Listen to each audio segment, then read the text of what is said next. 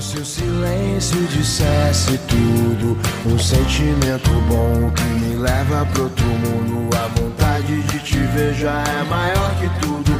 Não existem distâncias no meu novo mundo, tipo coisas da sétima. I don't get a whole heck of a lot of time to listen to a lot of podcasts. Yeah, especially with all the ones that you're doing. They're all fucking 3 hours long. The ones the ones I like to listen to are long.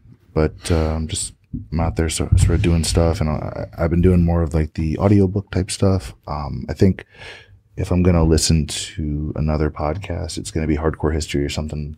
Yeah. Dan Carlin, is it? Mm-hmm. Dan Carlin, yeah. I like that stuff. My next audiobook is Art of War. I want to listen to that again. So just kind of get me in that mindset. That's the Chinese philosopher, right? Sun Tzu, yeah. I have that book too on my... You have it? Have you read it? I listened to it. I listened to it once. And then I put it back in the cloud, removed it off my device, and I recently put it back. I got the Art of War, the strategy by Sun Tzu. But Matab and I have been listening to the Art of Happiness lately too. It's like a Dalai Lama book. It's like, hey, peace and love. Peace and love, Dalai Lama. Peace and love, brah. Right. What was the 7 Habits of Highly Successful Individuals? And, so I've listened to that. I mean, I could say I read it, but I listened to it. My attention span doesn't allow me to sit down and read books as well as I used to. These days? More people should. I should. I can't. I can't read. I have a degree from Berkeley, but I can't read. Can't read? Go figure. Uh-oh. Was it the... No, I seriously can't sit there. It's terrible, and it's interesting to see how the smartphone generation, as people get more and more and more dependent on these things. It's funny. I always would say, the smartphone for me is like a diabetic needing his insulin, and I used to always say this. It's interesting now that I'm saying this. What was it? What did they used to say? People were addicted to it, it was insulin. Chris Rock had that as a joke before. It's true though. Give me my fucking smartphone, you know. It's funny. What I noticed, even I'm all taking it serious real quick. Even being a type 1 diabetic, with exercise and diet, I really don't have to take much insulin at all. And my blood sugar stays pretty much where it needs. I mean, I just exercise and it stays fine. I take the long acting one. But if I just stay active and avoid sugar and carbs, just make it happen, huh? I take very, very little throughout the day, and not at all what the doctors were originally saying, because I'm checking my blood sugar and it's been fine. There's supposed to be this honeymoon period that once you've been sort of treating it or medicating for the first few months or so, you're not, it's supposed to seem like everything's fine, and then it sort of, shits the bed again. So I guess I might be there, but in terms of if I just with jiu-jitsu, just with lifting, and just not eating a whole lot of sugar, my blood sugar stays just in the 100s now, which is cool. But I'm definitely, if I were to eat something with a lot of carbs, I'm not going to rebound without having just to go work my ass off in the gym or just stay active. Yeah. And in terms of body mass, all that stuff's back. I'm feeling really good. It's definitely a 180 from June. What about your energy? You say your energy levels are still good, right? Feel great. I feel fucking great. Awesome. Yeah. I remember you were telling me you'd have to take pre-workout or something just to get on the mat. It was so bad. Not just some pre-workout, all the pre-workout. Damn, so it would be C4 or Mr. Hyde. Have you seen that one? C4, yeah, but not Mr. Hyde. C4, is that the one? I think Mr. Hyde has this bottle where the top of it, so I guess in the bottle itself is just water, but the top has this powder stuff suspended, and you peel this little label off, and then you push this button, and it submerges this powder into the water, and then you shake it up. Oh, sick. Yeah, it's a pretty cool concept, just the way they do it, I guess. But those things are crack. Dude, speaking of crack, Redline, I have a bunch of those in my house. I buy them from Amazon in cases, and I leave them down there. And anytime I need to pick me up, I won't drink the whole thing. It'll be a third, but maybe if I'm really tired, half of it. But yeah, I got those just for that. Quick pick me up. So we did a little lead in real quick, just to kind of get going on the live stream, the podcast. that we actually put on Apple Podcasts and all that stuff. May not have this little bonus content. So if you're here for the live stuff, cool. Or if you check it out while we still have it posted up on YouTube, also cool. Otherwise, I'm Clint Cronin. Welcome to the podcast. Nima Moridi, BJJ blue belt, lifelong martial arts practitioner, as well as the Ninja Realtor for the Bay Area. So if you need a house, apartment, townhouse, whatever, the Al Moridi team and the Ninja Realtor of Nima Moridi's got your back. At your service. So that was that plug. Otherwise, shout out to the homies. Where's that thing over there? You got it still? Boom, look at this. Shout out to the homies from Want vs. Need, keeping us clothed, you know, hooking up the best gear. Jiu-Jitsu gis, gear, t-shirts, all that stuff. Aligura, Want vs. Need. Be sure and check out that episode and check out wantvsneed.com. I'll be rocking this. This is actually the breast cancer. It's white and pink. I haven't worn it yet. I still gotta throw the sorry for the crinkly plastic sound. That's the authenticity, so you know where we're at. Right? It's white and pink, right? So for Breast Cancer Awareness Month, which is almost over, it's Halloween, so we still have 3 more days left of Breast Cancer Awareness Month. So be sure, if you haven't done so already, donate. And the proceeds from this gi go to Boobs for Beats, which is a Bay Area based charity that the money and the proceeds go directly to actual breast cancer awareness and breast cancer research, all that stuff. It's not just going to some giant conglomerate. They're local, they're good people, it's a good cause. It's Beats for Boobs. It's a cool sounding name too, right? Everybody likes to say boobs without getting in trouble. Hey, I like their clothes a lot. I had major FOMO after I saw the stuff that you got, and I got the rash guard and the fight shorts. I love them. Yeah, great feeling. It makes me want to do nogi more. It's just really high quality gear. And Al's got this design eye. He gets an idea in his head. I told him I didn't like my logo that much, and he just knocked one out for me in minutes. And it was exactly what I was thinking. For a while, it was the exact concept I had in my head, and he designed the font, designed the thing really quickly. So that's going to find its way onto some gear pretty soon, and I'll be happy to do that. I needed a new logo for a while. I don't like the one I have now. It's kind of generic and weird looking. I've been wanting to update mine too. I made one when I got into real estate. I rarely use it because we have like this team logo, but there's a few different things that I've been thinking about. I'm going to get a van soon, and we'll see if my wife actually rides in it with me after I get it. But yeah, I need to get a van for real estate and probably putting my logo on it. So what kind of van? What are you going to do? I was thinking about a Ford Transit, like one of the newer ones. I have the one that I drive around now on the weekends. We call it Shaggin' Wagon because there's no windows in the back, but it's the Almobile. It's our team van. So we stuff all the open house signs, banners, things like that, you know, that we use for the open houses. So we put them in there. There's a lot of room. Like right now I have like 30 signs in the back, and I put them all out throughout the city. So I feel like everyone's doing either the Prius or the van. I want to see something unique. I mean, I think that would, and your dad's a different generation, right? And you've got the whole Ninja Realtor thing going. And you see what Dojo Outfitters, what Andy Hung has, that classic, the old the JDM van, right? No, I haven't seen it. Really? You haven't seen the Dojo Outfitters van? No, you got to see this thing. Like it's a very. It's like those like 90s style vans. No. This is old school. This. Right? Oh, sick! Yeah, yes. Like the VW Bug, huh? This isn't Volkswagen. I want to say. I think this is an old school. Oh, this is a 64 Ford Econoline. Sorry, it's not JDM. So it's. I'm not saying get a 1964 Ford Econoline. I'm saying. That's sick though. Maybe get something distinctive, something that you don't see all the time, right? That's true. Yeah. So you have options, right? Don't get the milk truck looking thing. No. What do you call those? The ones that like the United States Postal Service uses, right? No, like, you know, like a lot of people would have those Plymouth things, those PT Cruiser looking cars, or like a Scion. Like they're hideous. Yeah.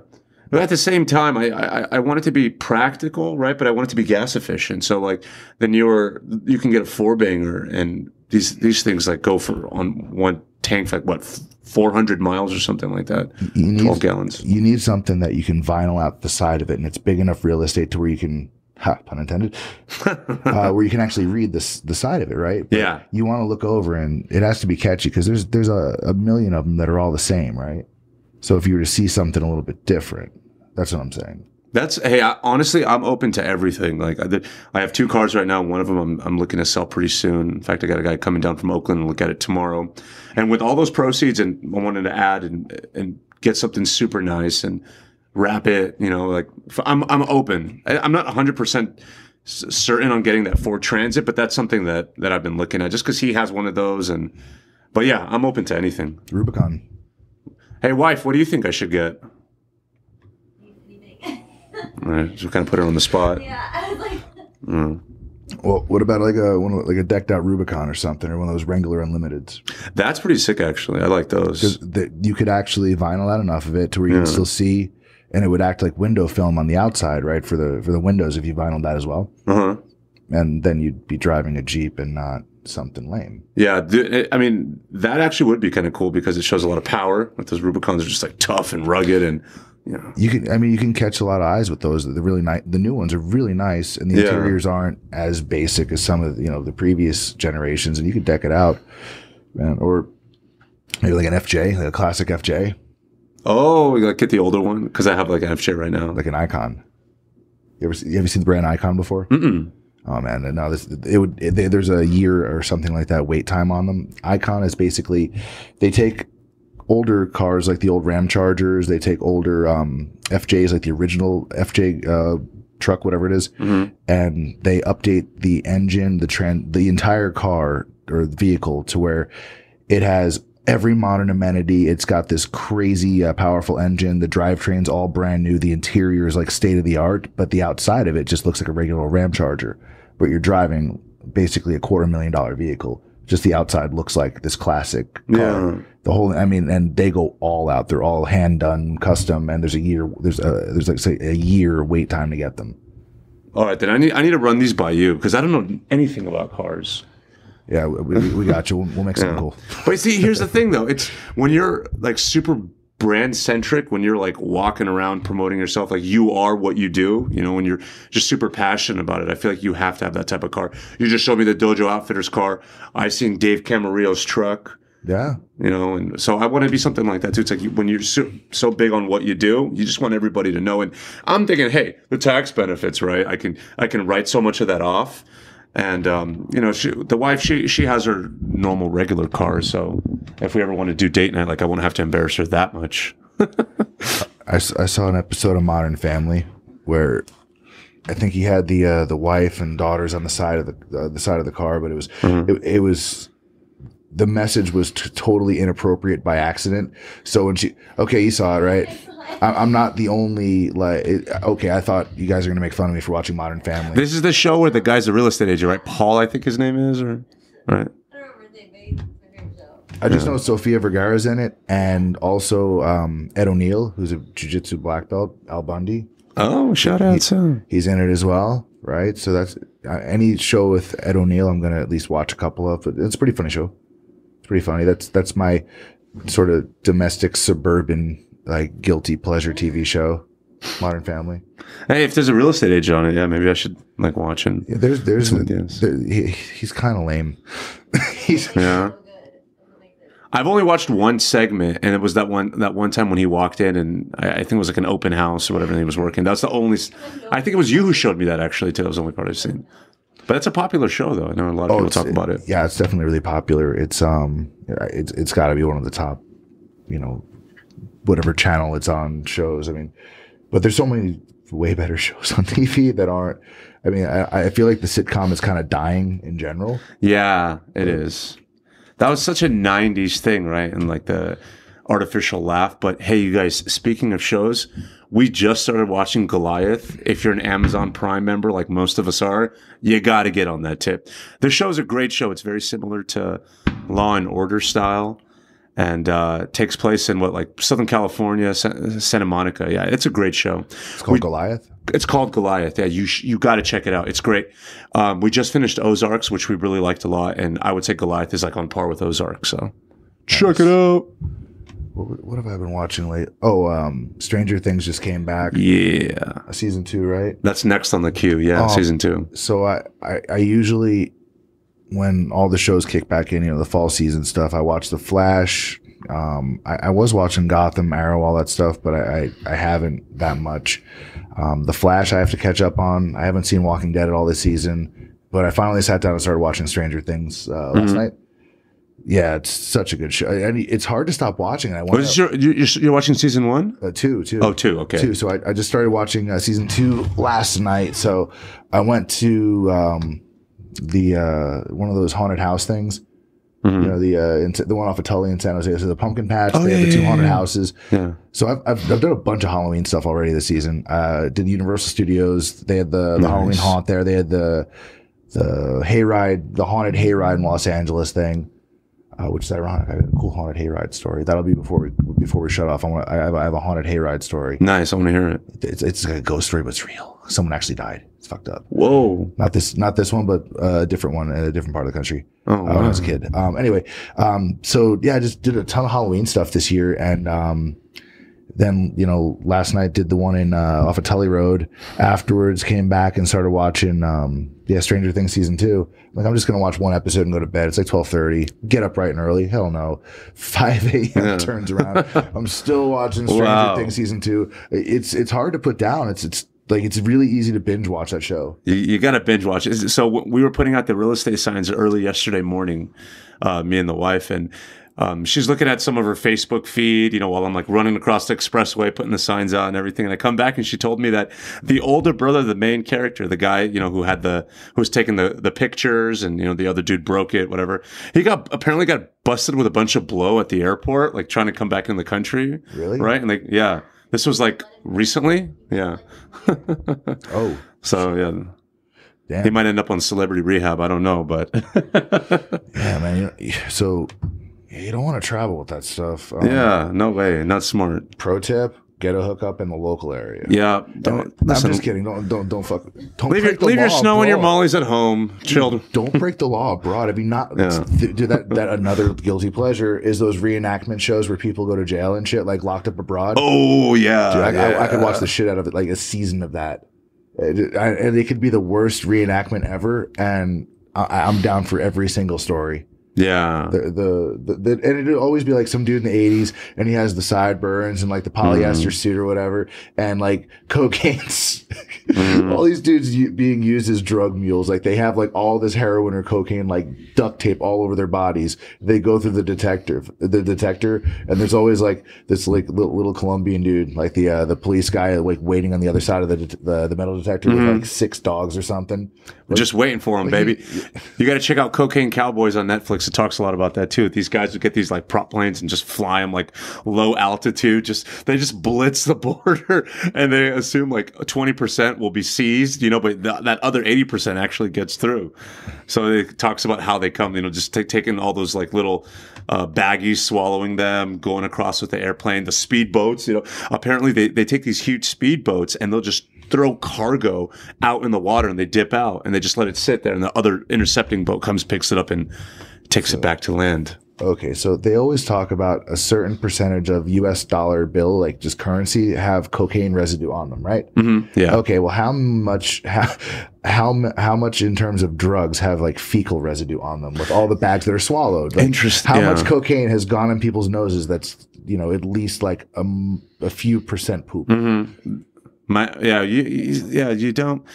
It's like, you have to ask. Yeah. I don't really have a rebuttal. I mean, yeah, that's pretty terrible.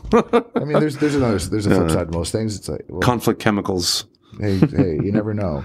Yeah. Right? Didn't they do the MythBusters or Bill Nye the Science Guy, where they had the toothbrushes in the bathroom, and then they analyzed all of them, and they all had you know, like fecal matter. Yeah, fecal particles. Yeah, like all of them. No matter where you put stuff in the bathroom, it just does its thing.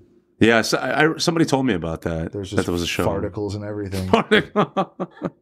Yeah, so guys, take your toothbrush, put it as far away as you can, keep it in the medicine cabinet. Come on, sanitize. Or just throw them out every time. No, I don't know. Yeah. The contact lenses, I imagine if you have the contact lens cases, you're supposed to throw those things out very regularly. Mm-hmm. So if you use contacts where you keep the saline, if you keep those for a long time, there's some really nasty stuff that can actually grow inside the saline solution.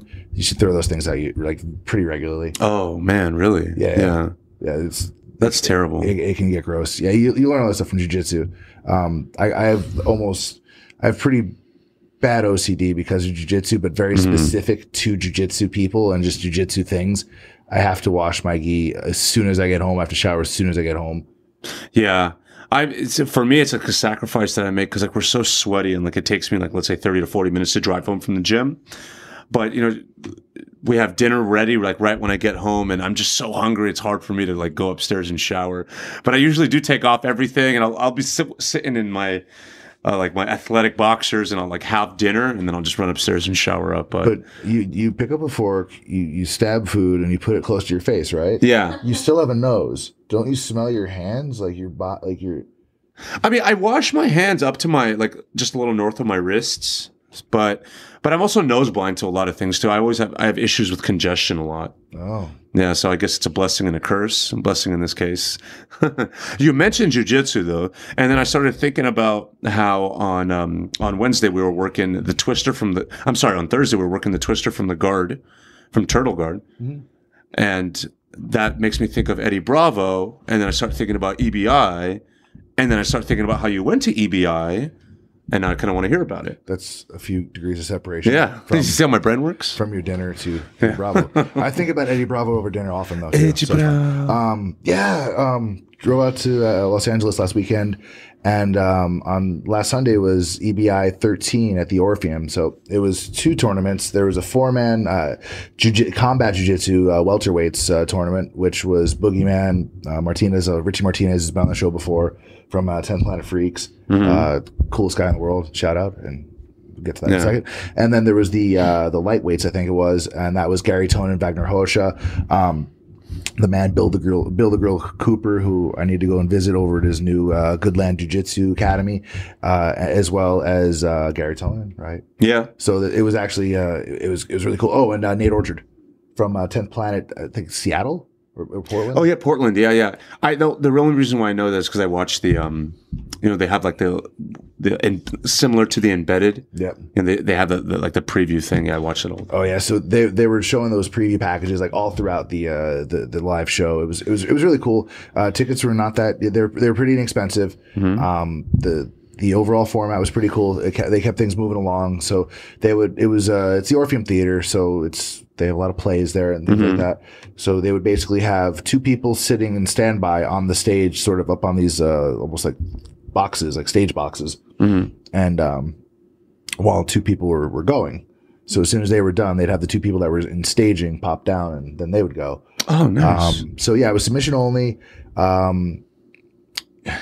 Gary Tonin and Wagner Hosha were the 2 people I expected to be in the finals just whenever this thing was announced, and that's what happened. Bill, I believe, got eliminated in the first round, which sucks, and he's such a tough dude, such a cool guy. It was just a very stacked division. Yeah. Wagner went against Nate Orchard in the semifinals. That was a very competitive match, but Wagner had the body triangle sort of on Orchard the entire time, and he wound up getting the best of him at the end. But it was very competitive, very hard fought match. Nate Orchard's a tough dude, real tough dude. Gary Tonin was just killing it. I thought it was really cool that had Bruce Buffer too announcing that thing. It was funny. He was there announcing it, but you couldn't see him. Really? Yeah, it was the weirdest thing. You couldn't see him. Like Eddie Bravo was sitting right on the stage, and they had who's the one referee with the crazy beard? Oh yeah, the beard braids. I know exactly. Yeah, he does the Bellator fights too. I don't remember his name, but yeah, that thing is long. Yeah, so he was there. He was refereeing some of the matches, and they would go back and forth, and who's officiating. But Gary wound up winning at the end. He leg locked everyone, and it was a pretty cool victory for him because I guess he actually got his leg broken by Hosha in a previous competition that they had. I think it was maybe ADCC qualifiers, and he wound up getting his ankle or his leg broken by Wagner Hosha. So it was kind of retribution for him to win this. Nice. So it was really cool. And in the combat jiu-jitsu event, Richie Martinez, he's an alum the Clint Cronin Show, right? Yeah. He's the one every time we're doing a bunch of drills over and over and over again. I remember when he came on your show and said, "Drillers make killers." Yeah, drillers man. make killers. He's a double tough guy. He's bigger and stronger, faster and more aggressive than you think. Just sort of seeing him from whatever you see in maybe his MMA stuff or just his interviews. Just because you see the tattoos and the piercings and stuff, and you're like, he's got like very calm demeanor. He's a really chill guy, but he's a monster on the mat. He's super talented, super aggressive, like very, very technical. The guy's got passion for days. So nice that he won. I'm not surprised. I'm just really happy for him. They have it's Worlds coming up. So Combat Jiu-Jitsu Worlds. So Eddie Bravo was saying that originally he wanted EBI to be all combat jiu-jitsu. Like that was his vision for it to begin with. So now he's doing Combat Jiu-Jitsu Worlds for the first time coming up next month. And again, you have Wagner Hosha in that. You have Gary Tonin in that. So it's not just jiu-jitsu for those guys, a no-gi submission only. Now they're strikes. So maybe with Gary in the mix, you'll see not just because so far there's been no knockouts. It's usually slap strikes, but they're allowed to palm strike. No, right, so you could technically you could see a knockout. The only That's thing is, strong too. The only thing is, the only thing is you can't do it from standing. Okay. The fight has to be grounded. It has to reach the ground before they can actually strike. So you still in like a ground and pound in someone's closed guard. Yeah, you could palm strike somebody and cause a knockout. I mean, why not? So do the same MMA rules apply, like no hitting in the back of the head? Like, can I take someone's back, get the hooks in, and just start like palm striking to the side of the head? I think the back of the head stuff is still off the table, and there's no elbows or anything anyway. It's just it's sort of slap boxing, but you can stiffen that guy up and give him the palm strike right to the muzzle there. Damn, that's cool. I like that. I mean, that's obviously I do a lot of striking, so I'd be interested to see how that is and like what the rules are for that. Well, the way they put it out there is it's for the hardcore jiu-jitsu guys that are into MMA, but they're more into seeing the jiu-jitsu side of it versus how kind of K1 is for the hardcore striking guys that they just want to watch the striking side of it. So I enjoyed it. What you see is a lot of stall positions are just like they're going to be off the table, and a lot of positions where like you're maybe giving up position to go for a leg lock where you might get bludgeoned for trying, so you may not go that same route because you're just going to start getting smacked. So I see what you mean. So like you're going for the leg lock. Obviously, you're using both of your hands, so you're not able to block or cover your face. So it's going to go to town on your face. Yeah, if you put yourself in a position where the guy above you can establish a base and kind of lock you down, even if you are technically working some kind of guard system, you might be bludgeoned for trying to do so. So I don't know. I think a lot of the leg lock positions where you're kind of sacrificing position to go for them, they're going to be at least rethought. Yeah. Okay.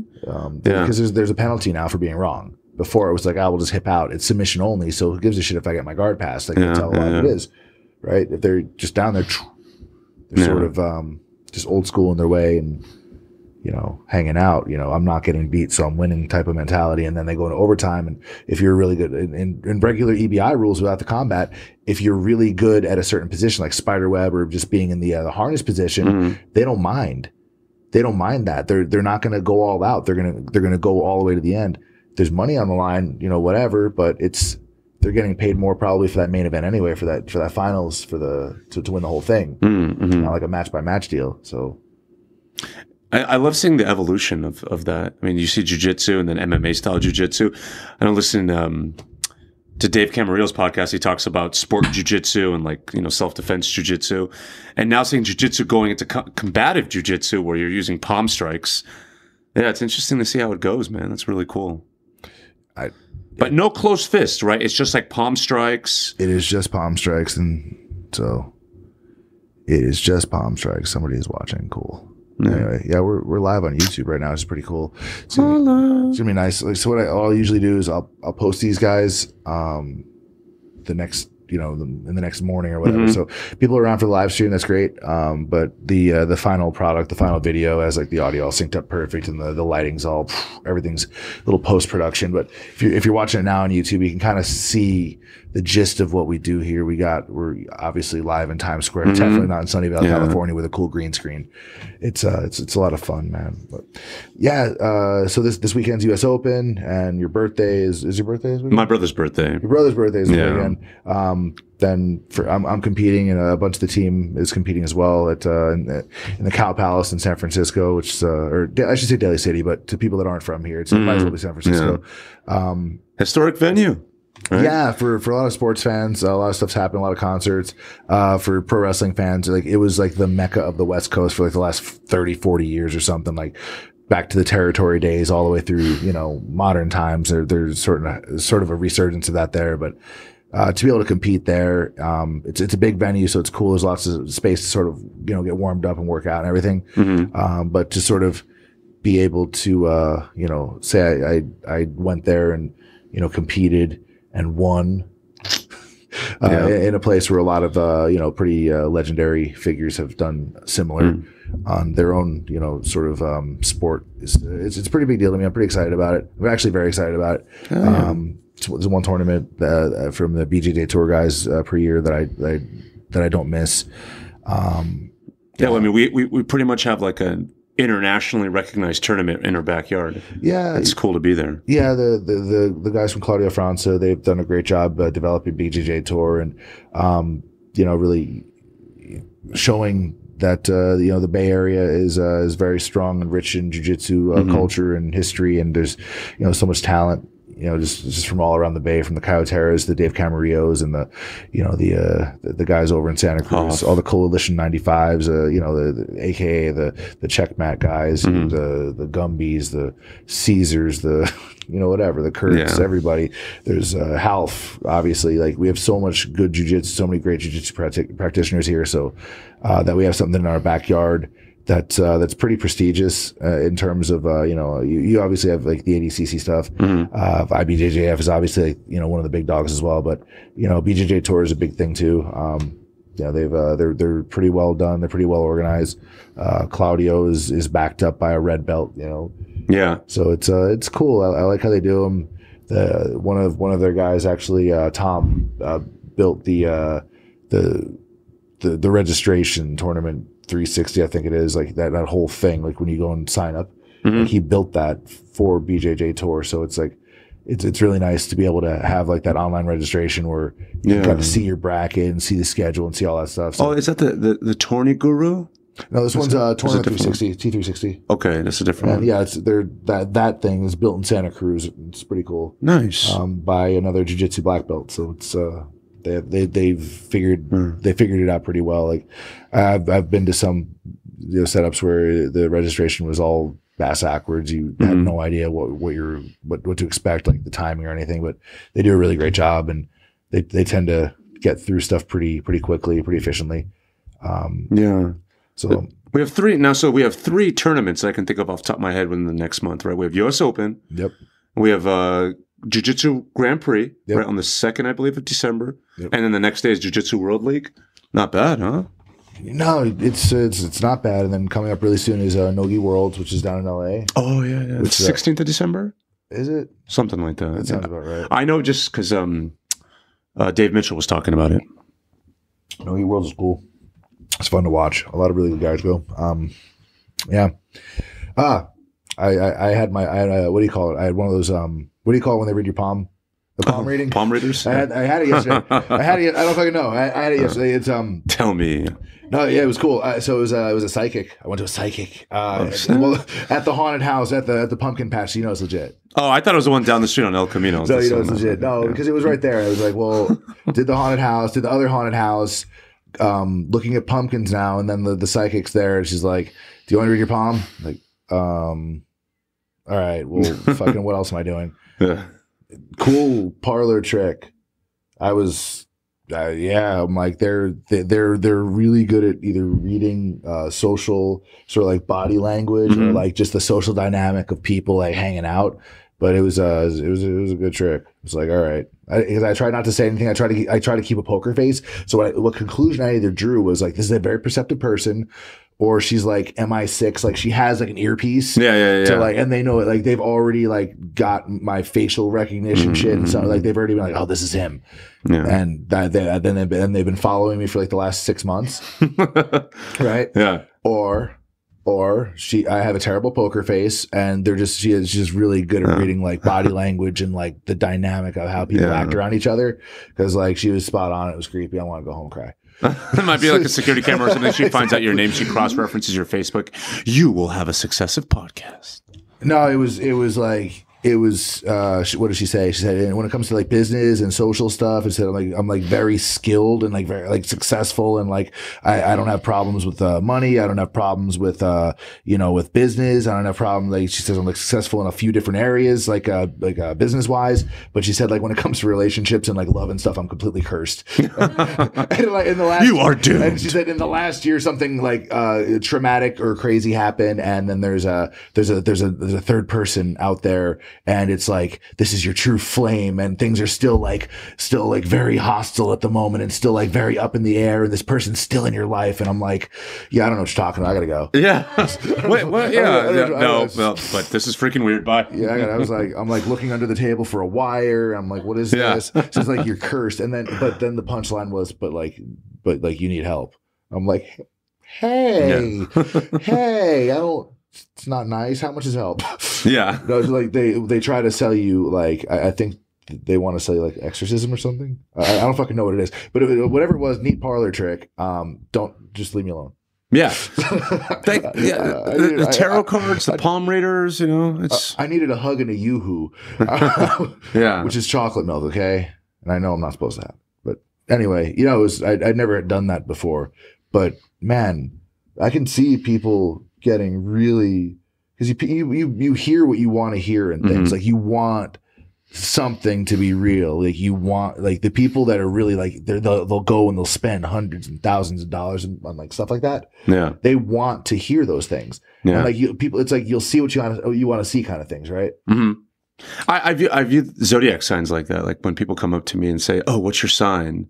And I'm like, oh, you're one of those people. And my head like, well, so therefore, the way like astrology, right? The way the stars aligned reflects on how my business will go. I can't see that. I mean, I was in college, I was trained as a Western trained scientist. So I don't see how there's any correlation with that. But we all know somebody who's really, really big into zodiac signs. And I'm a Sagittarius. So like the people who say, oh my God, you're such a Sag. I'm like, don't ever say that again. Yeah, I don't. That's just on me, though. I don't understand. They'll say, "Oh, you're a Pisces." That explains so many things. I'm like, okay. Yeah. Does it? I don't. I don't get it. Yeah, I don't think I'm supposed to. It's okay. I'm not because in order for me to get it, I would have to invest a lot of time in reading about it, and I'm not going to do it. No, I wouldn't either. But knowing how, and just like studying people in general, like people watching and being able to be perceptive and sort of understanding people's body language and seeing how things work and just seeing the dynamic of a social situation, I feel I'm pretty good at that. Like I feel like I'm pretty perceptive in general. So it's like what they do as a job in terms of, being a psychic or a fortune teller, I kind of get it. And you can sort of say generic blanket statements to kind of cover a lot of different things, because it's like, you look like you've lost someone, or someone in your life has been sick. Look, everybody knows someone that's died, because everyone is going to die. Ever. Exactly. Oh my God, she knows so much about me. She's like reading my soul right now. She's like, no. Do you have 2 feet? Yeah. I sense 2 feet in those shoes. There's feet in both of them, right? Like, yeah, bitch. It's like, do you go to sleep and wake up in the morning and continue your day or something? Like, oh my God, she knows so much about me. No. It was very insightful. It was very insightful. So, I have a question for you.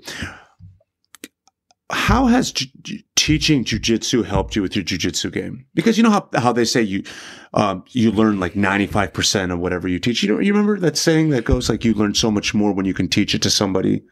So if I were to say if I had a jiu-jitsu technique, for example, like just armbar to triangle, right? I do it. I just do it without thinking about it, because I've done it so many times. But when you actually have to teach it, the micro movements, the transitions, where your weight goes, what you have to do in which order, And it can be broken down into a lot of different steps. And then the more times you teach it, the more details you forgot. And for your own game and for your own technique, it basically helps you to kind of make sense of it. Think about how things all go together. And you're able to do it better because you have to know it better in order to teach it. And you'll teach it one day and then be like, you'll see people having trouble with it. And then you'll be like, oh, I forgot this one detail. And then there you go again. Then, oh, I forgot this other detail. So you catch those small the more things, times you do it, it improves your own jiu-jitsu because you're like, maybe there's a more efficient way of doing this. And so for me, it's just I've been doing it for like 6 or 7 years now, like kind of on a full-time basis. It's helped me to really develop the technical side of my game because I'm always trying to find a more efficient way of doing things. And I'm always asking kind of why. So for my own game, it's been very helpful. You have to grok it, right? You have to more than know it. You have to know, everything around it. You have to know why you do it, when you do it. Right. It's, the right move is the right move at the right time. At the wrong time, even the move you're great at and your go-to thing is still the wrong move because you're forcing it. You shouldn't have to force anything in jiu-jitsu. It should be there. And if you aren't able to get there organically, or if you just don't arrive there, it's being forced, and you're either using not necessarily technique, but some attribute that may be more dominant. So some people are more flexible, some people are faster, more athletic, some people are stronger. Some people are just like very, very, they have good hip dexterity, or they're just really resilient. They just take a beating, right? So it's using some attribute rather than technique to arrive at a technique. You're going to realize when you're like, okay, we'll just let the guy fucking bend you in half. And normally people's legs or backs are going to snap, but I can do it this way because I can do it this way. Or I'm super strong and I get to this move by, lifting this guy halfway off the ground, then doing the move. Well, no, that's not the fucking move. That's weightlifting. That's a different thing. So if at any time you are using one of these, physical attributes that you have some advantage based on, instead of using pure technique, that's not jujitsu. So it's like you wind up, by teaching it all the time, you see sort of what you've been doing wrong, or maybe a step you've been missing, or because a lot of people can take shortcuts when it comes to different moves, right? Yeah. Like some people are more flexible, and a lot of times, just your weight distribution or your placement of weight is more efficient than just using straight flexibility. You see a lot of the moves in the 10th planet system that look like crazy flexibility, but really it's just displacing your weight a little to one side. So if I want to bring my leg over in like the go into a mounted triangle, right? If my weight stays squared evenly over both of my hips, I might be able to have, like, if I have really flexible knees or hips, I can get away with bringing my leg over the guy's hand or whatever. Yeah. Or over their arm. But really, if I lean off to the left, now that right leg's, nice and light because my weight's over to the left just for, temporarily as I bring my leg over.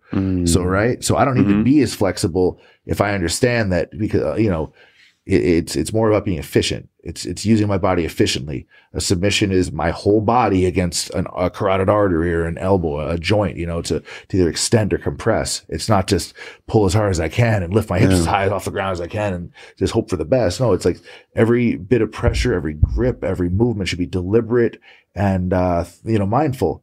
And it should fit in the puzzle of, where you're trying to go. And like everything should be, based on progress in moving the fight forward and, winning. Up is better than down, but you have to get there. What's the path to get there? Well, it's just that progress. It's like, it's why they designed the gi and, no gi point system the way they did, because it's meant on, moving the fight forward. That's why everything's based on progressing, always improving position, right? Just philosophy of jiu-jitsu in general, just always trying to improve position, like, apply it to life. Don't be complacent. You think you're, everything's, as good as it can be and nothing will ever go wrong. And now you're complacent. And all of a sudden, you get caught by surprise. Somebody outworks you or somebody's more efficient. They were waiting for you to be complacent. They were waiting for you to chill. People are waiting for that laziness so they can fucking pass. Yeah, man. I mean, dude, that's pretty hardcore. Like if you're getting up in the morning, you got a 6:30 a.m. class you're teaching, and you're coming home and showering up and going to work, going to your day job. Then after that, like you're jumping into no-gi and then teaching fundamentals afterwards. That's pretty demanding. You probably got used to it so much you don't even realize it. Yeah, I think it's if someone's out there like, you have to do this, you have to do this, you have to do, no one's ever told me I have to go train twice a day. Mm-hmm. No one's ever told me I have to go start my own business and start a podcast and go and try to travel all over the place to meet all these people. No one told me when I got my black belt I have to go get beat up by the best black belts in the world. No one told me I had to go travel to any of these places to do all this training.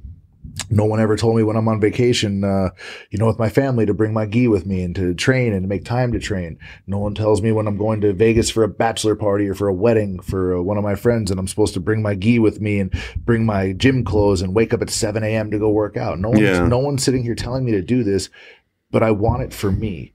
Because I know what I want for my life. I know the quality of life I want, and I know what it's. If it's just work, I'm not afraid of work. I'm going to outwork everybody. Mm-hmm. And when everybody's talking, everybody's partying, everybody's doing whatever, like if that makes them happy, cool. This makes me happy.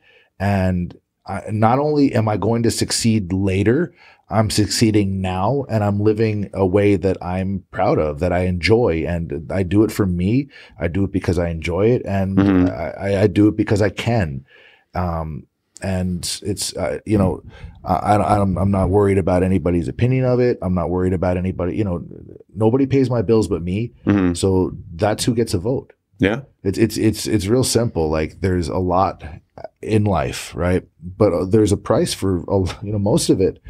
And most people just want to sit there and complain and talk about they deserve things or they're owed certain things. And, somebody got this, they don't deserve it. And they just live bitter. They live really unhappily and very, bitter, just pointing fingers and blaming people. Look, if I don't have $1 million, it's because I haven't earned it and I haven't done enough yet. Am I going to? Sure. I'm going to make that money because it's there. And that's a goal and I'm going to do it. Why? Because I can and I haven't yet. But do I deserve it? No. And I have evidence because I don't have it. It's tangible proof. I have not earned it. I don't deserve it. Mm-hmm. And if I did, I'd have it. When I will, I will. That's it. And that's life in general. It's life in a nutshell. You play the blame game. You're just going to live bitter. You're going to blame everybody else for your fucking problems. If something goes wrong in my life, it's probably my fault. Yeah, and nobody likes that. I mean, nobody likes that one person that does that. I mean, it's not terrible. Just one. It's not just one. It's just it's a big fucking problem in society. Everybody feels like they're owed or entitled things, and that's not how the world works. Yeah. Nobody wants to hear a grown-ass man complain. That's the one thing I've been saying for years to my students. If they don't figure out the armbar or hip escape or berimbolo, it's fucking terrible. But at least hear me when I say that nobody wants to hear a grown-ass man complain. Yeah. Look, the psychic said I have a curse in my love life. No, I don't have a curse in my love life. I'm fucking bad at relationships. I fucking train jujitsu all the goddamn time. I work all the time, and I wind up neglecting them or doing something fucking stupid or wrong, or I say some stupid shit, and I wind up fucking it up. I know it's wrong. I do it anyway. It's not a curse. I'm bad at them. They always tell us patience is a virtue. And remember, ladies and gentlemen, for all you finger pointers out there always pointing the finger at somebody else, there's always 3 fingers pointing back at you. Oh, dude. If you got that right. So it's like you're pointing a finger at somebody, there's 3 others pointing back at you. Dude, check yourself. I was married 8.5 years. I can give a laundry list of things not to do because I did all of them.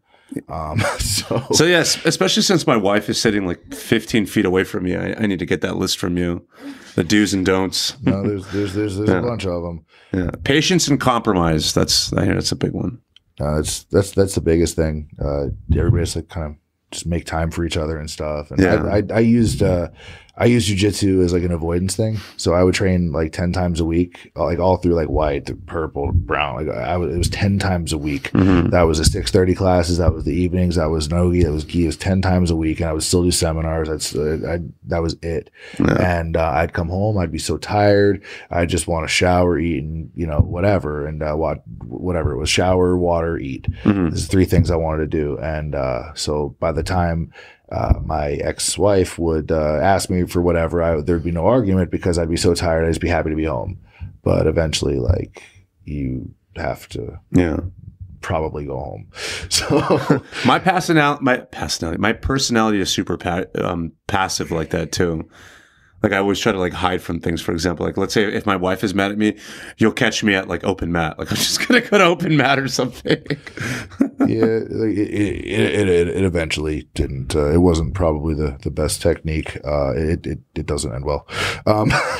You gotta make time. There has to be like a good like life work balance, and like you see it kick in.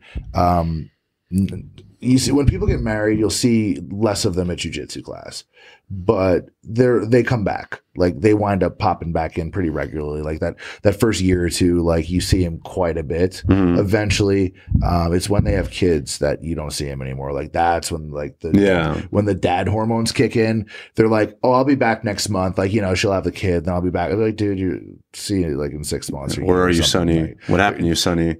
No, it's just the dad hormones kick in, and they think that, oh man, she's been this or she's been that, this pregnancy, we've been fighting so much, dude. As soon as you have that kid, you're gonna be all about that kid. You're gonna be all about the family thing. You're not coming back.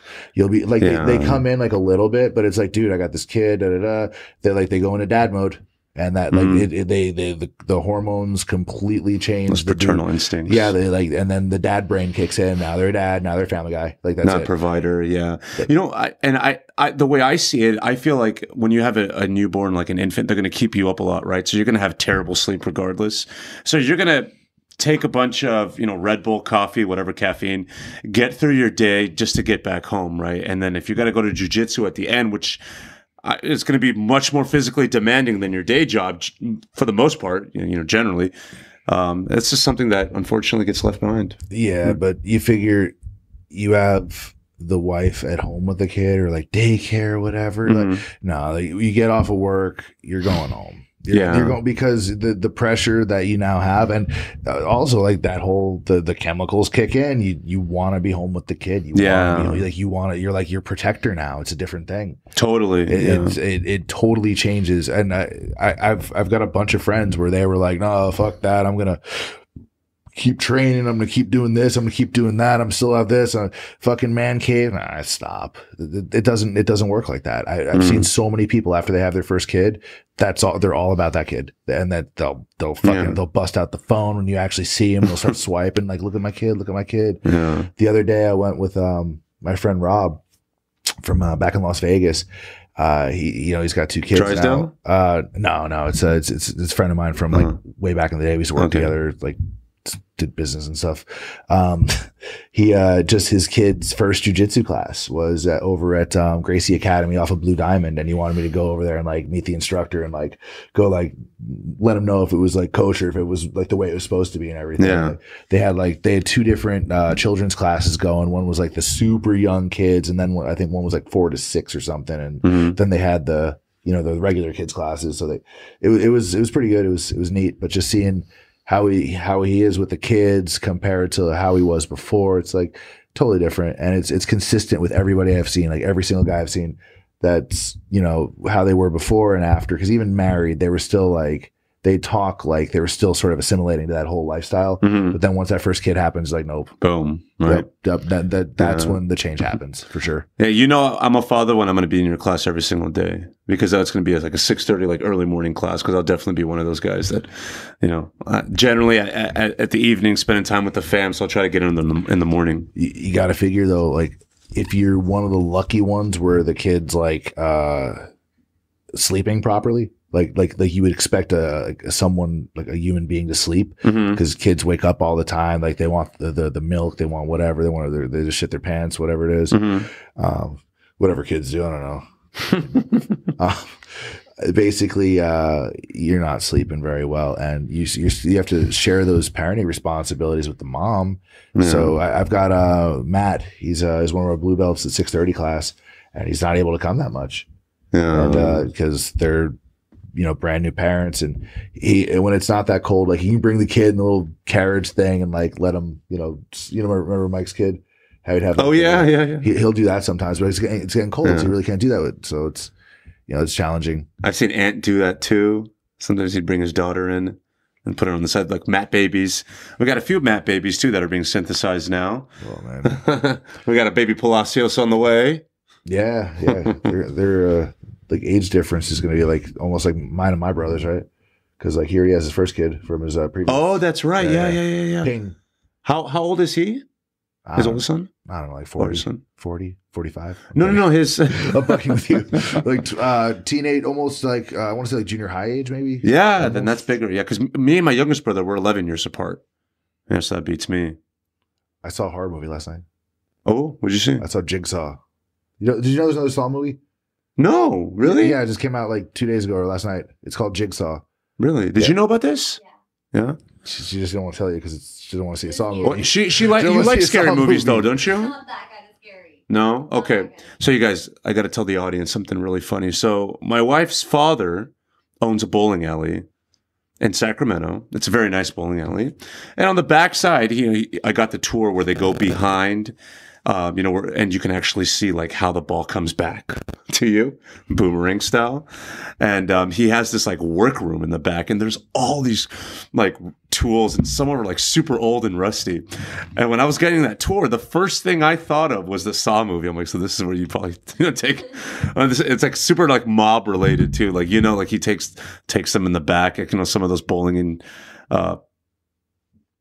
guys who come in or whatever, the mechanics, not doing their job, take off one finger, take off two fingers, But yeah, that back room always reminds me of Saw. And remember, there's a bed back there too, so they're just gonna tying up. This one was kind of a little behind the scenes stuff. They show, like, I guess I don't want to spoil the movie. Like you're probably, people out there watching are probably gonna not see it either, because if you didn't know it was coming out on Halloween, it's a Halloween movie. It's probably not the best job of fucking marketing. But and I think they didn't actually call it Saw because there's so many sequels and people aren't going to take it seriously. Like Saw 11, he already fucking died, so how are they making another one? But they figured it out somehow. I should have got I have a tripod gimmick for the phone, so I could have done that when I streamed, but it's going to look weird on the YouTube video, just holding the stupid phone. Oh well. We're on Instagram also streaming. Shout outs. Oh, Larissa's on there. What's up, Larissa? Fucking ooh la la yoga. Sorry. With some ABBA in the background too. ABBA? Dancing Queen? I like Dancing Queen. You know Dancing Queen, right? It's not my favorite ABBA song though. Yeah. So that's her nickname, because her younger brother, when he was a kid, couldn't pronounce her name.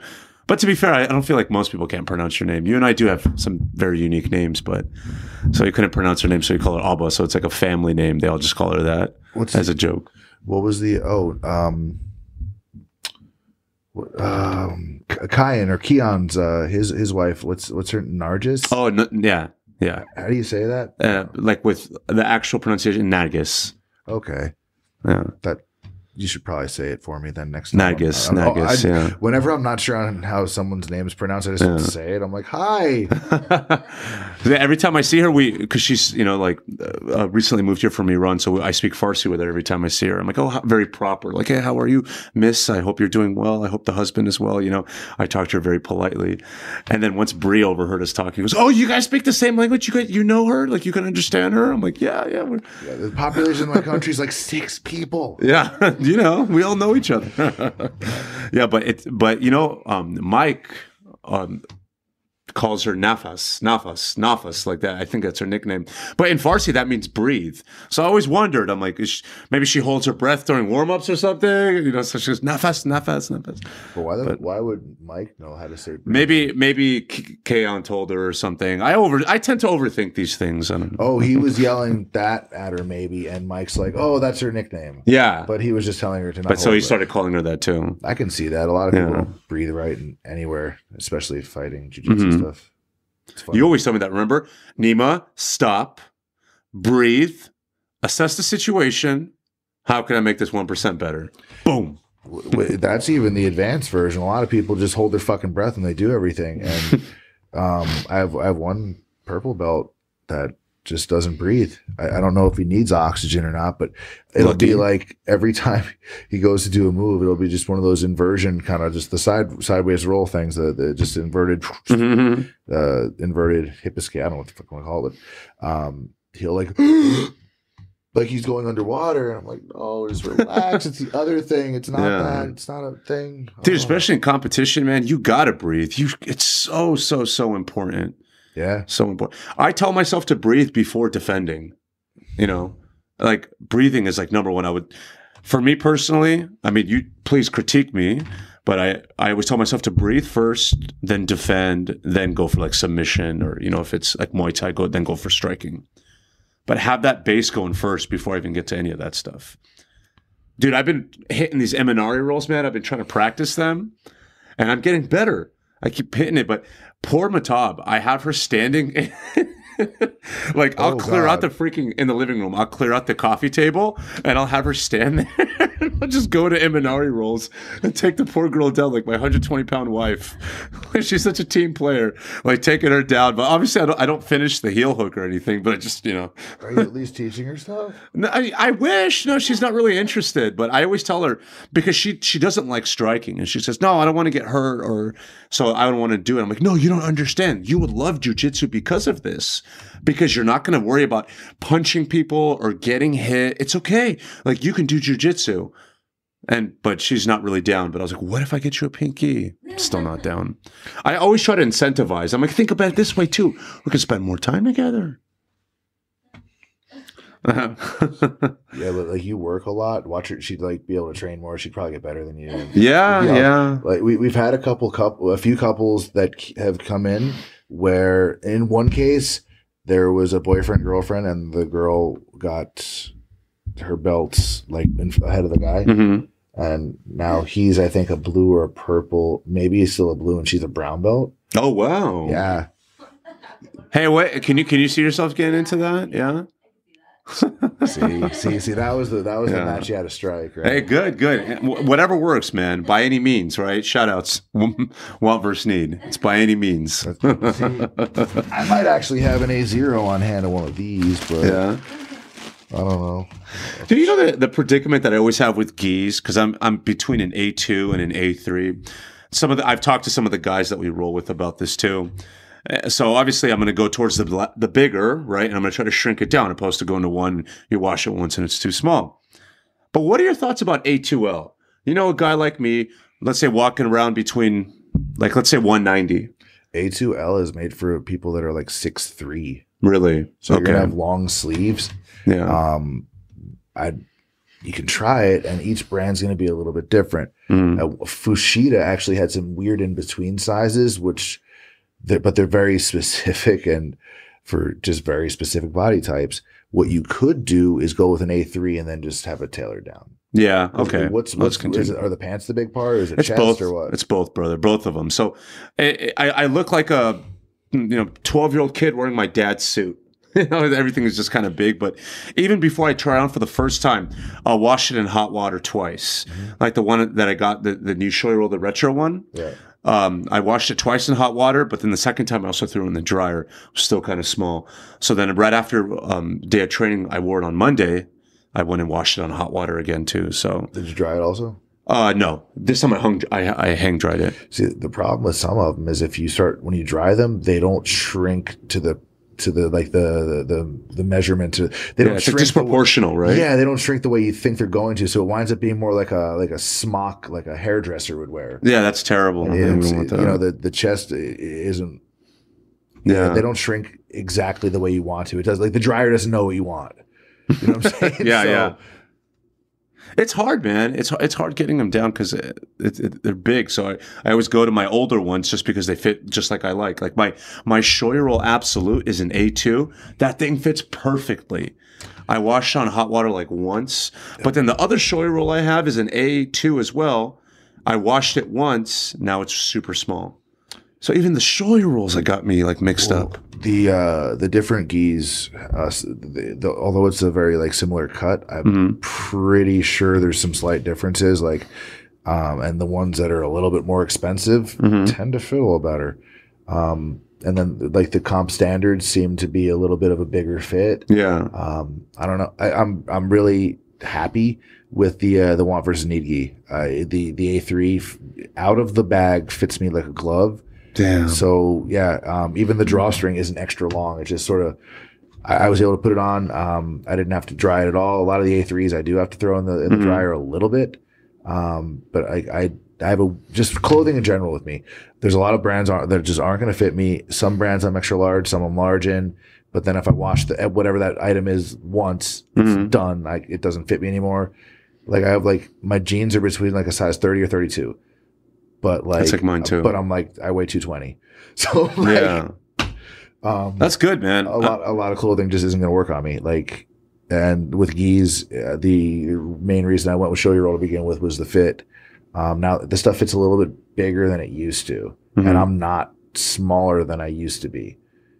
You know what I'm saying? Yeah. So either the cuts got a little bit larger, but again, I'll sit there and I'll mess with it with washing it on hot, and then I'll throw it in the dryer a little bit, and then when it feels just a little bit bigger, then I'll hang dry it from there, and I won't do the dryer thing anymore.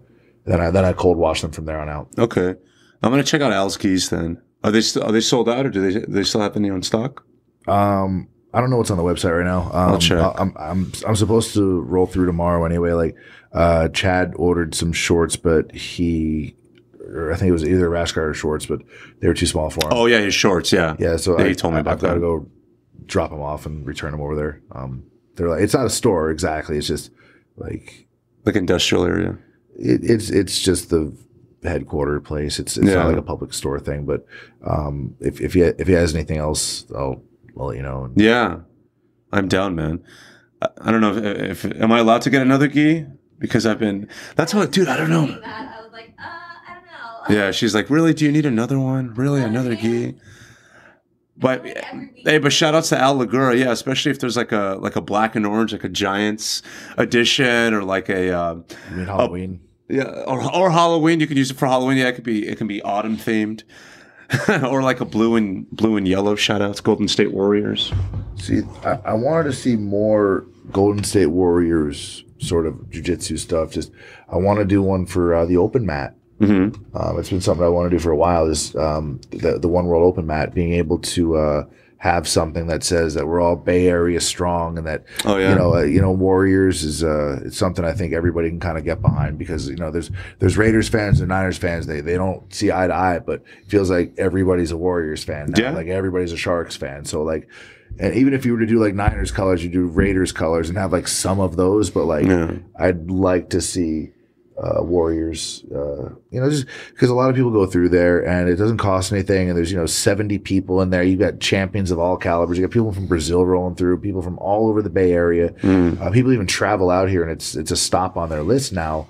So I don't know. I'd like to see, because Mike's never going to ask for money for that, so that there would be maybe a T-shirt where it would like go towards like because people stay late to clean up, people stay late to like Nam's there. He doesn't get paid anything.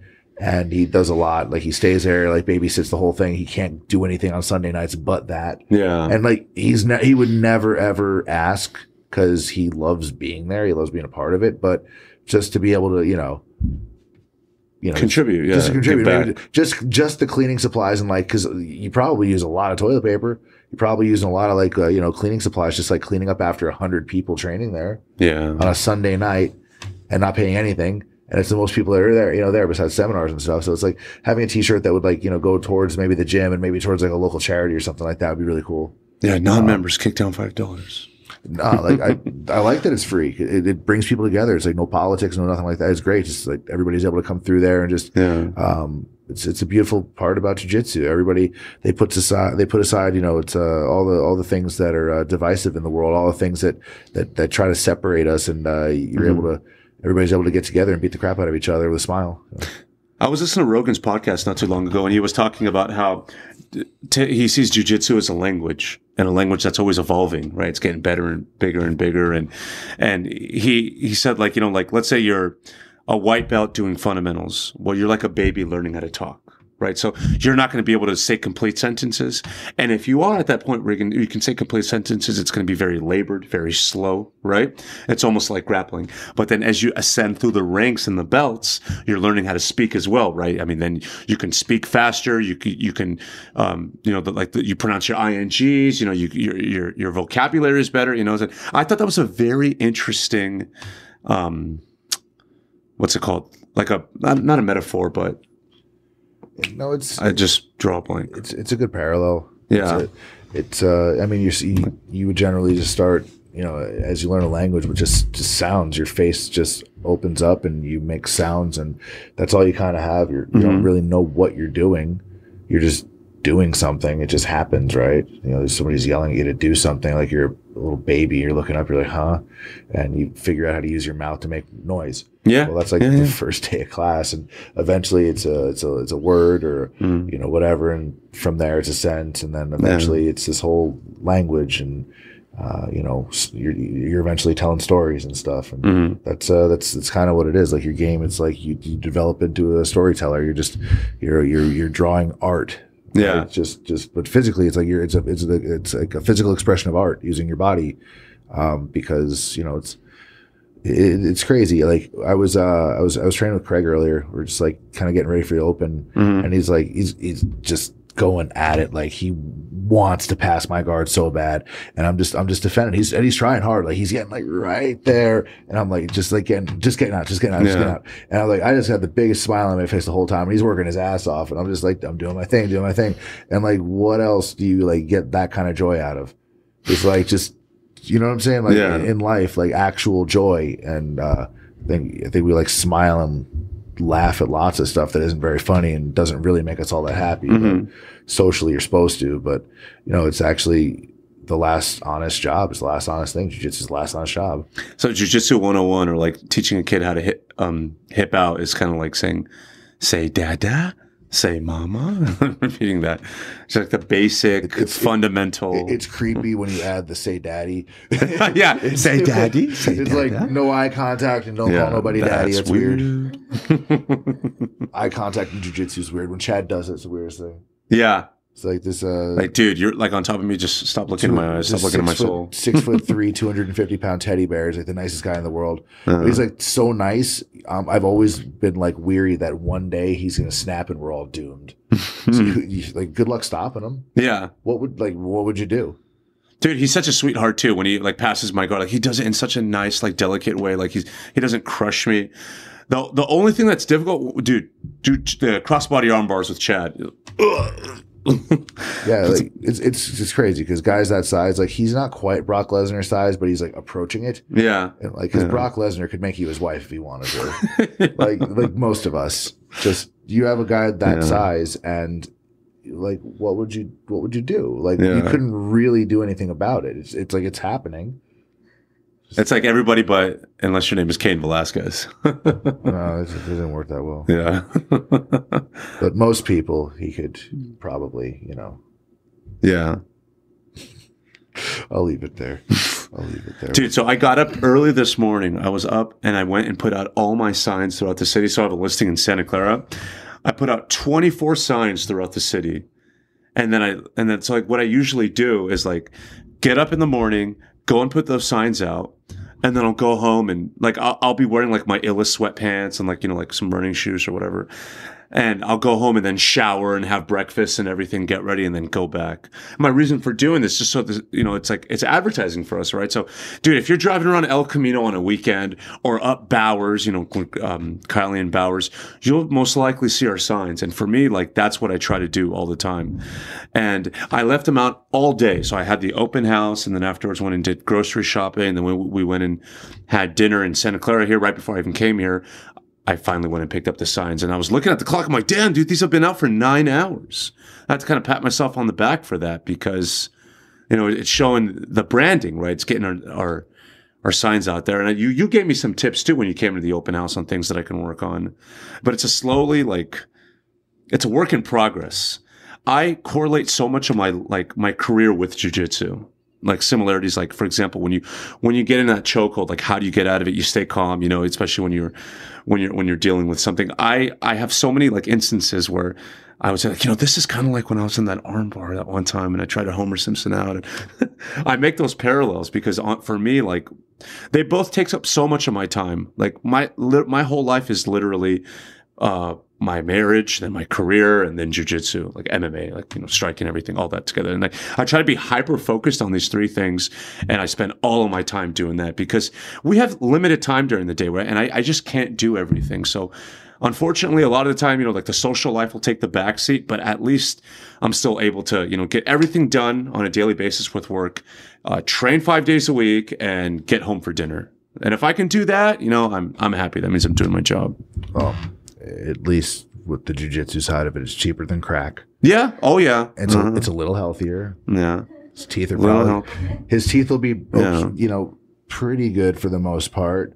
Nope. Right. See, no Invisalign.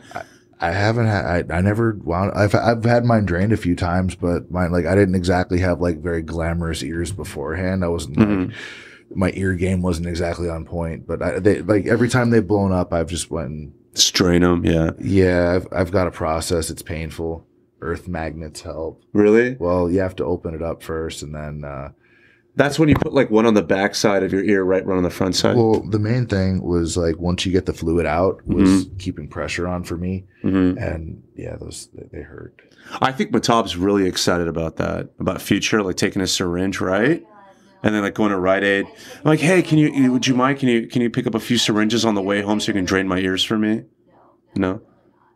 Like, because it's not just a matter of going in and pulling the fluid out. You have to go in with the needle, with the syringe, and fish around and find it. And it's not just blood, and it's not just like the clear sort of fluid.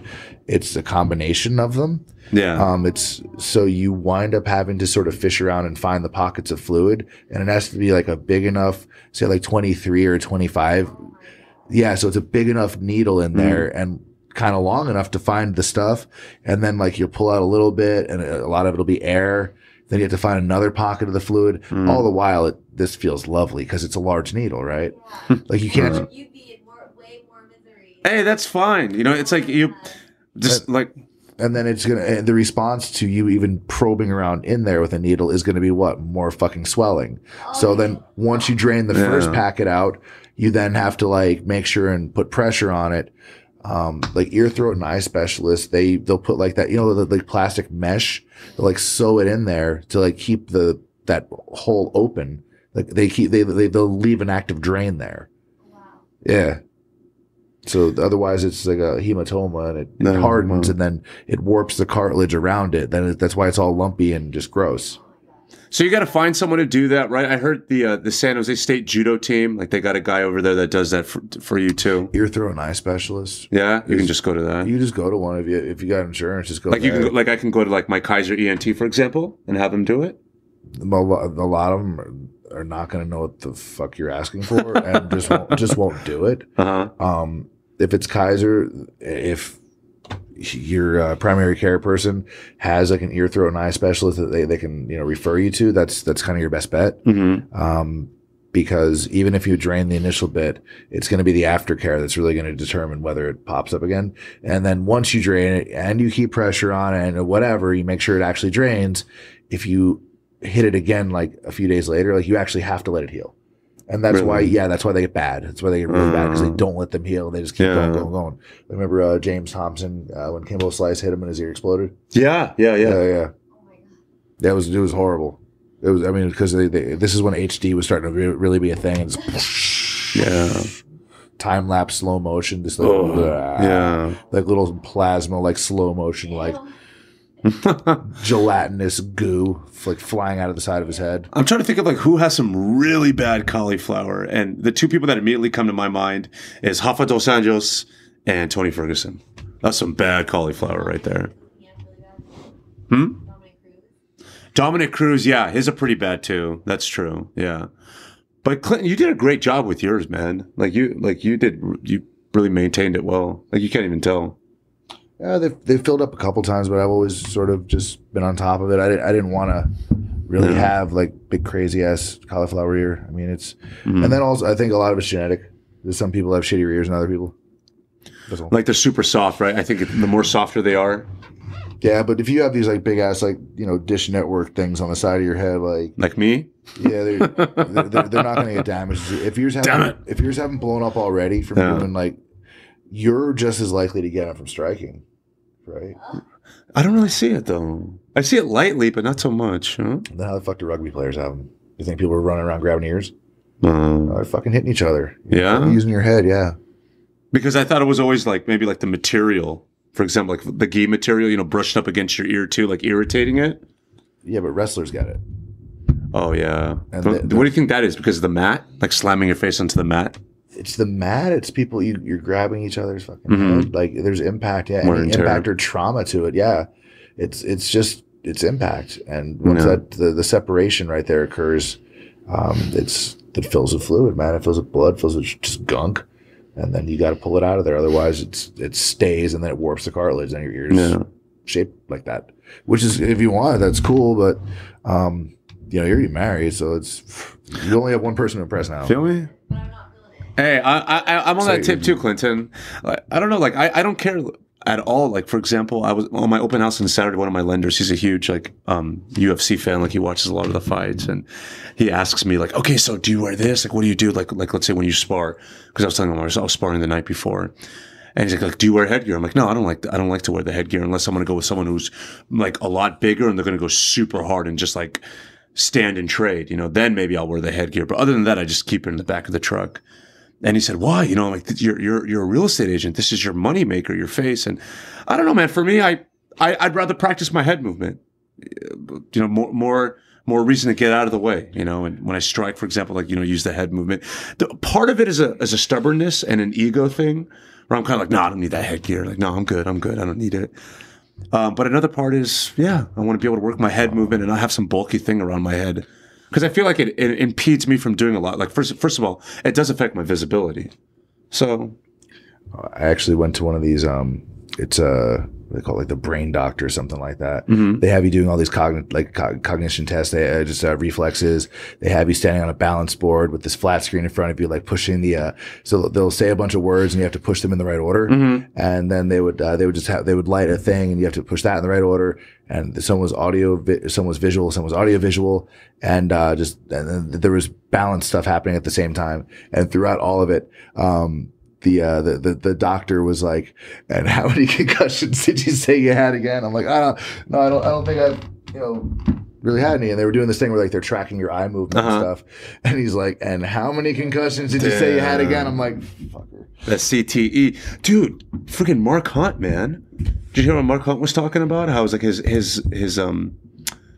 his words are getting slurred now, like his speech is slurred. You're surprised because why? It's Mark Hunt, man. Like you can't just be like, I'm Samoan and get hit in the head by like killers. Yeah, and be doing it, because he's like in his 40s now. Yeah, like okay, take nothing away from that man. That is one of the toughest people ever. Mm-hmm. Scary tough, scary tough, right? Mm-hmm. But how many times? Yeah, a lot. Head? Yeah, for me, man, if I was like going down to spar with like the pro team at AKA, you know, like then I can see myself wearing that headgear. But other than that, I think I'm all right. Do you wear a mouth guard? Yeah, all the time. Yeah, all the time, dude. I wear that when we're rolling. Like when we start guard pass drills, I'll throw in the mouth guard. I really should, because it's never been my front teeth necessarily, but I've had two what do you call it, crowns or two root canals because of jiu-jitsu. Oh, really? Yeah, like on the side teeth, the premolars and molars. You basically you grind a lot essentially. Mm-hmm. So I kind of wish that I would have been wearing a mouth guard previously, because you get used to breathing with them. Like once you do it enough, just at first it gets weird. But the mouth guard's a smart thing to do. I used to wear a cup all the time. I used to wear a cup too. I don't wear it anymore, but I used to wear a cup. I don't. Because like when I got into jiu-jitsu, there were no women, and the only women that were there would be like one of our training partners' girlfriends or something. So I felt like awkward that without it's like you're rolling and all of a sudden it's like, oh, my junk like touching this lady's leg, like it's got to be inappropriate somehow. But then like eventually you're like, no one cares and your junk isn't probably touching anybody. It was like I wore a cup for years because it's like I felt just like awkward, like I was like doing something wrong. But like, you don't think about that stuff like at all during like the training. You don't think about the body parts or any kind of like female male stuff at all. It's not even there. But like, I guess when I was like, before I was getting started as a white belt, I just had this like anxiety about it. Like, you know, I should wear a cup because, you know, yeah, it seemed creepy. Yeah. Right. But apparently I was wrong. It's not that creepy. I started it initially because I haven't had kids. You know, like, oh, maybe I should wear one. But after not wearing it for like so long, knock on wood, I haven't had any issues yet with, you know, getting hit down there. So I'm okay. No, every single time I've been kicked really hard in the dick, it's been by you. Yeah, I know. I don't know why that happens. It is by me. And I'm like, what happened? Like, because when I roll with you, like, obviously I'm going to have my mouth guard in because I know I'm going to be grimacing a lot. But I always try, like, when you get me those, I don't really defend against it because I don't want to, like, throw out an extremity, you know, like hit you in the face or something like that. You know, I always try to work out of what you put me in. That's the objective. But for some reason, one of these limbs always ends up down there. I don't know why, but it does. I always make a joke about it too. Like, ladies are jealous. It was no. It's y'all ladies wish. It's the one time was like, it was like 2 days of just like, because it was. It was the head, not the head. And just, I was like, you dented it or something. I'm like, you son of a bitch. Yeah, you got really mad. I'm like, I'm so sorry, Clint. It's like the one time I've been really pissed off at the gym, like, because it wasn't. I was like mad. It was like it hurt so bad. I got pissed. I'm like, mother. Yeah, and I like died inside. And it was the second time he got me good. And I'm like, do I start wearing a cup again? Or every time with this guy, yeah, I gotta have one on standby just in case. It's good to have the protection. Hey, I spent over $6,000 on my teeth. My parents, when I was a kid, it was like that immigrant mentality where like, hold on, wait. This dental stuff is not priority. It's not 100%. It's not mandatory. No, technically you don't. Okay, good. So I literally didn't see a dentist from the age of 7 to 17. For 10 years. And then I got my wisdom tooth pulled out when I was 17. And then, you know, again, they saw braces being not like a mandatory thing, like, whatever. So they never ended up doing it. My teeth were never too bad. I had a little bit of, I had slight overbite on the top, little minor crowding on the bottom. But for me, I always knew like I was going to be doing like face-to-face stuff, whatever that was. So I always wanted to make sure, you know, you had a good smile, right? Builds confidence. So I went out and got Invisalign, and I literally paid for it out of my own pocket. So I ended up paying over $6,000 for this. So now I view my teeth as an investment. So when I get on the mat, like that's something like that I'm super big on. Like, for example, I won't spar if I don't have a mouthpiece, just because of that, you know? And then I grind my teeth too sometimes. And even at night when I go to bed, I have a little mouth guard just to make sure my teeth stay. Does he wear headgear? No. Does he wear headgear? No. No, not headgear. Well, it's funny because we both wear it, right? So on her side, she has her little case and it's her retainer, but she has a little wire retainer going across. Mine are just like, it's like almost like Invisalign trays, and they just like fit like the whole mold of your tooth. That's like obviously it's custom made. Yeah, so we look kind of funny, when we grow up. We're super mindful. It's a custom made headgear. no matching headgear. The headgear, actually, he's supposed to be wearing at the gym. This is like a first. Yeah. But I'm hearing that he's not wearing the headgear. You do. Sometimes you forget it. You know, I'm driving the van sometimes. Sometimes I'm driving the FJ. You forget it. Yeah. Clinton's like, no comment. What do I? Yeah. I wear a gi and I wear compression shorts. That's the one thing. I don't wear the cup, but I wear the compression shorts. Keeps everything together. Mm-hmm. I love compression shorts. I wear them every day too. Yep. I like to wear them on if I'm doing like elliptical or anything like that, because like my thighs rub together. I don't like the chafing. I don't like chafing now. I'm briefs, not boxers, so like I'll chafe. You know, like the waistband. Yeah. Or the thigh thing. Hey, athletic life has me being more of a briefs guy too. Before I used to be all in the boxers, but now if it's not compression shorts, it's briefs. Well, I'll do briefs underneath, then the compression shorts, and then the gi pants. Make sure nothing falls out. Yeah. I always tie the rope thing over on by my right hip instead of in the middle, so like the pants don't like come untied all the time. Oh, so you know, I do, going back to when my gis are a little too big for me, I always have to pull up my pants because I feel like they're falling. So so you do it on the side, huh? It's better? So I tie it on the side, but I'll also, like, if they're long or whatever, I'll like flip them over once and then I'll finish tying them. So like the band will be like, you know, rolled over once. So let's say when you have the rope, right, and it's like in the middle over here, and how do you get them on the side over there? Do you kind of like fish around with it, like move it over? Well, no, because you would take it and put it through the loop over here, and then just pull it out to where it's even. They're even over here instead of even here. Because they come out over here, right? Yeah, on the sides. I'm pointing to my left and right hip. If you're listening to this on audio, I just pull it over to my right hip, and that way, when you bend over, there's no pressure on it. Because the knot's over by your hip. I like that. In the middle. I'm going to do that tomorrow. I'm going to try that out. Yeah, they stay on better. You may have helped me with a lot of my gi issues. Helped you with your pants. Yep. Yeah, man. They get too big sometimes. Then just if the inseam's too low, like if they look like those Bieber drop crotch pants, just have them take in the inseam. Yeah. Just go to just make sure they keep the triple stitch there, because they should at least be double or triple stitched by the inseam. Yeah. But I've had to do that with gis before, where the pants were too, like, not just too long, but the inseam was dropped too low. Yeah, just have them take it in. Like get them hemmed or whatever. Yeah. I mean, you would, like, you're not wearing shit off the shelf or off the rack that you're going out and doing business with. Yeah.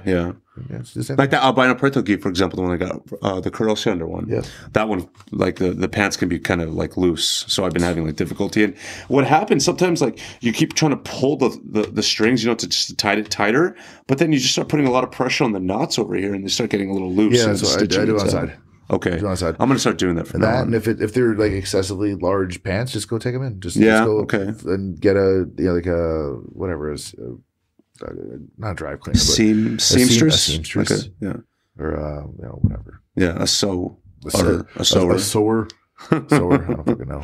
Yeah, I go to so and so, the same place to do my patches or whatever. Then I got a dry cleaners in El Camino. They do stuff same day. Oh, really? Yeah. And they'll put the patches on it too? I go to so and so for the patches. They can do it. It's called so and so. So and so. It's SEW and SO. Okay. So yeah, look at you give them a little plug, dude. They owe you. It's fucking. They used to be cheaper too, assholes. I mean, yeah, like they're listening to a podcast. I don't think so. Cool. People are watching. There you go. It's a glam awesomeness. Well, I appreciate you having me on, my man. I appreciate you being on. You got to have fun in Las Vegas. Yeah, that's gonna be a good time next week, and then I'm going back at the end of December. Me and the missus over there, we're gonna do like a little New Year's Eve Las Vegas thing. But I'm super happy about this, just in general, because I'm like, all right, I got everything planned. Got Morimoto's, got crab steak at MGM. We're gonna go see Rogan. We're gonna go to Ka. This is like our first Vegas experience. Ka's awesome. Yeah, so I'm really excited about all this. But I saw on Friday that Khabib signed on the line to fight Edson Barbosa. So they're fighting on that card on the 30th. Where? So I'm very excited about Vegas? this. Vegas, yeah, T-Mobile. Cool. Yeah, that's a cool venue. So the Eagles coming back. Nice, man. Yeah. Nice. I told him, like, we got to get the papaja. The papaja's that hat that he puts on. Like, we both got to go over there, rocking that. So I think New Year's I'm going to do Tokyo this year. Oh, dude, I see you. There's a Tokyo Dome show on the 4th. Is New Japan Pro Wrestling, so that they have the Wrestle Kingdom thing with like they sell it out. They just open up more tickets available to Americans. Have you been to Japan before? No. Dude, Hong Kong, Singapore, Malaysia, but I haven't done Tokyo, haven't done Japan. So. Dude, you got to get a list from Jose. Palacios was telling me, if you and your girl, if you guys are trying to go to the Pacific Islands, or even if you go to Saipan, make sure you go to Japan, and you got to go do this, you got to do that. And he was like naming all of these things. I'm like, you have to write this down. I'm not going to remember. The Saipan trip, I got to go with Jose and Erica. Yeah. Because they're apparently like royalty there, or like Jose. Everybody knows Jose there. That's so dope, man. Do a little Palau, Saipan, because Palau's close by. Guam, yeah. Guam's right there. And then Japan. All right. So, again, at Instanims. Yeah, you guys can find me on Instagram. I'm on Instanims. Some random person took Ninja Realtor. Obviously, I've tried this before. Yeah, but you can find me on Instanims, facebook.com/Moridi Realty. I'm your go to Realtor guy, hit me up. We'll talk martial arts. We'll talk real estate prices. Or even if you're an existing homeowner thinking about 1031 tax exchanges, you have issues with property assessment, tax questions, you name it, reach out to me. I'm always here for you. My objective here is to always be that resident guy that people go to if they have a real estate question. It doesn't necessarily have to be about buying or selling. I'm your guy. Hit me up. And thanks. Thanks for having me on, Clinton. Thanks for being on. Quick shout out, Want versus Need, Bronze Humanity, Sunless Tanning in San Jose. Big shout out to the girls over there. Thanks for always listening and all that stuff. One World Jiu Jitsu Open Mat, Sunday nights, 5:30. We'll start streaming live. And catch me at US Open on Sunday. I'll be the dude on the podium with the pretty smile and the nice blue eyes. Clint Cronin Show, 2017. What is it? October. Happy Halloween. Don't do nothing fucking stupid. You don't need candy. I got comic books if you come by trick-or-treating. Yeah. No sugar. Stay away from that garbage. No, and shout outs to the wife and resident nutritionist dietitian in the house. Well, wait, a dietitian means you went to the thing, and then a nutritionist means it's essentially she's broke this down for me. It's self-proclaimed. Like, you can have a background in nutrition because You can get like a certificate to be a nutritionist. Yeah. A registered dietitian is like you go through like the training process. You have the 4-year degree. You got the internship time. You passed the state exam, and you're like a practicing dietitian pretty much. So it's a nutritionist with the actual credentials. Oh, cool. Yeah. So resident dietitian. Cool. Boom. All right. Nima Moridi, Halloween 2017. EBI was awesome. And US Open on whatever it is, Sunday. Gonna go kick some ass. Find me on the podium. Double gold. Love you guys. Thanks for watching. Y'all be safe. Have a good week.